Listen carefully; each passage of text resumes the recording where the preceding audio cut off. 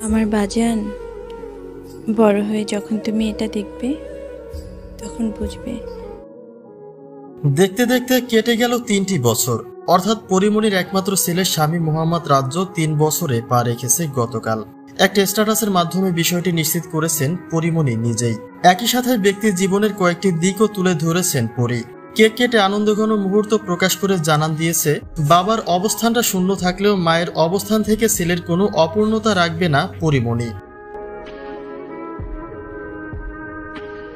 ব্যক্তি জীবনে পরিমণি তার ক্যারিয়ারে বিভিন্ন রকম অভিযোগের তলানিতে রয়েছেন। কখনো মদ পান, আবার কখনো বা অন্যান্য নেশা, প্রায় সবকিছুতেই যুক্ত ছিলেন পরিমণি। কিন্তু তার ঘরে যখনই আলোর প্রদীপ হয়ে আসে স্বামী মোহাম্মদ রাজ্য, ঠিক সেদিন থেকে নিজেকে পরিবর্তন করে নিয়েছেন পরিমণি।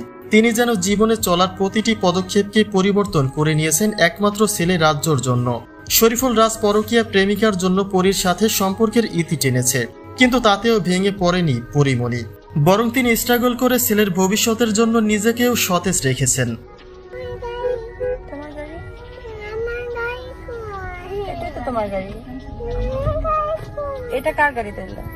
গতকাল একটা স্ট্যাটাসে পরি লিখেছেন, আজ আমার ছেলের 3য় জন্মদিন। কিভাবে সময় চলে যাচ্ছে, আমার জীবনে বাচ্চা আসার পর থেকে আর টেরই পাই না।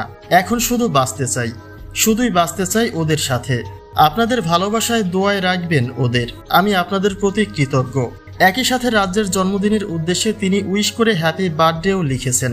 ব্যক্তি জীবনে তিনি যেমনই হন না কেন, একজন মা হিসেবে তাকে শ্রদ্ধা করতেই হয়।